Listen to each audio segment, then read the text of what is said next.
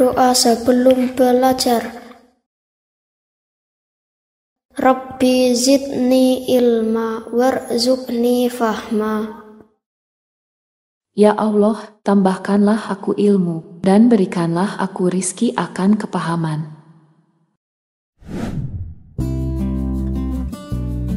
Assalamualaikum warahmatullahi wabarakatuh. Halo sahabat Sholih, kita belajar pendidikan agama Islam kelas 4 bab 4, menyambut usia balik atau dewasa. Sekarang kita amati gambar berikut ini.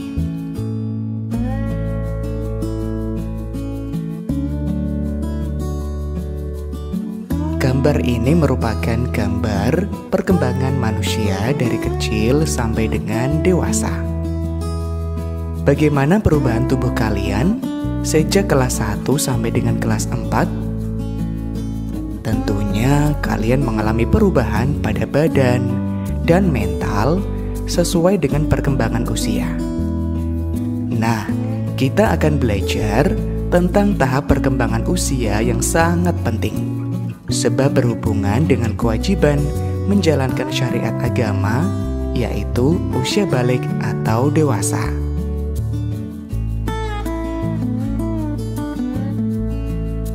Secara bahasa, balik berarti sampai.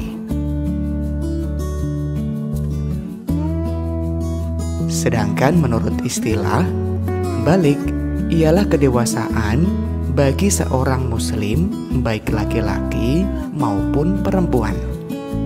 Pada materi ini, kita akan belajar tentang tanda-tanda balik dalam pandangan ilmu fikih dan ilmu biologi. Pandangan ilmu fikih merupakan hasil kajian para ulama fikih, sedangkan ilmu biologi adalah hasil penelitian para ilmuwan yang menekuni bidang biologi. Kedua pandangan ilmu ini saling melengkapi dan keduanya bersumber dari ilmu Allah. Pada subbab yang pertama, kita belajar tentang tanda-tanda usia balik atau dewasa menurut ilmu fikih. Apakah kalian telah mengetahui tanda-tanda balik menurut fikih? Apakah ada perbedaan antara laki-laki dan perempuan? Sebelumnya, kita harus tahu tentang fikih.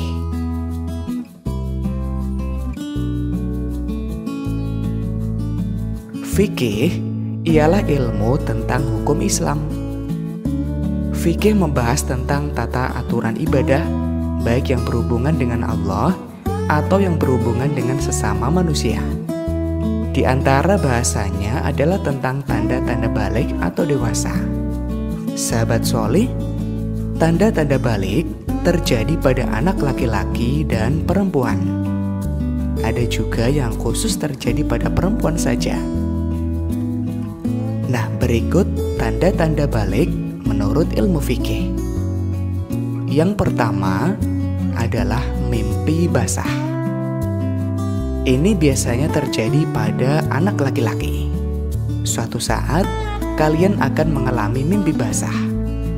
Biasanya terjadi ketika usia kalian 9 tahun atau lebih.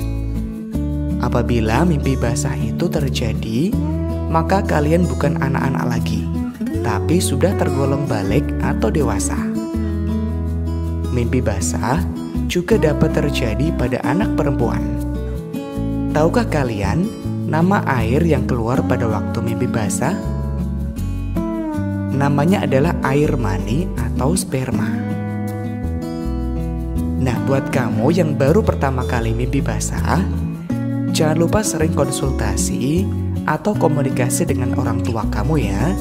Untuk anak laki-laki, bisa konsultasi dengan ayah kamu agar bisa beradaptasi dengan cepat terhadap tanda balik ini. Tanda balik yang kedua adalah haid atau menstruasi bagi anak perempuan. Kalian tahu bahwa kodrat anak perempuan akan keluar darah haid atau menstruasi. Datangnya haid menandakan bahwa kalian telah balik atau dewasa. Datangnya awal haid sebagai tanda balik tidak bisa dipastikan di usia berapa kalian akan mengalaminya. Bisa jadi haid datang ketika kalian kelas 4, 5, atau kelas 6. Untuk itu, buat perempuan, bersiaplah menyambut dengan ilmu dan mental yang kuat. Jangan lupa sering konsultasi atau komunikasi dengan ibu kamu agar bisa beradaptasi dengan cepat terhadap tanda balik ini. Tanda balik berikutnya adalah berumur 15 tahun. Artinya sempurna berumur 15 tahun bagi anak laki-laki dan perempuan dengan berdasar perhitungan kalender Hijriah. Anak laki-laki dan perempuan yang sudah mencapai usia 15 tahun, ia telah masuk usia balik meskipun sebelumnya tidak mengalami tanda-tanda balik seperti mimpi basah atau haid.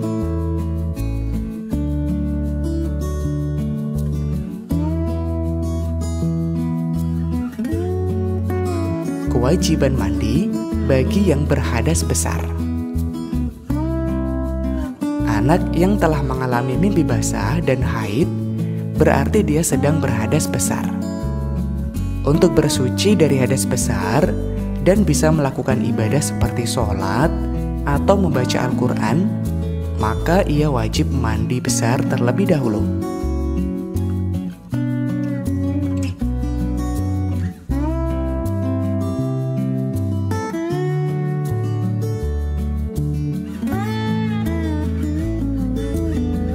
Nah, berikut tata cara mandi besar atau mandi wajib.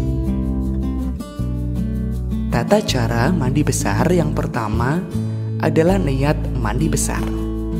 Kedua, mencuci kedua telapak tangan sebanyak 3 kali. Ketiga, mencuci alat kelamin atau kemaluan dengan tangan kiri. Membersihkan tangan kiri dengan sabun atau sejenisnya. Dilanjutkan dengan berwudu sempurna. Selanjutnya menyela-nyela rambut kepala dengan air atau menyiram kepala dengan air sebanyak 3 kali hingga ke pangkal rambut. Menuangkan air ke seluruh anggota badan, kemudian membasuh kaki. Niat mandi wajib dilakukan dalam hati pada awal basuhan anggota badan. Adapun larangan bagi yang berhadas besar.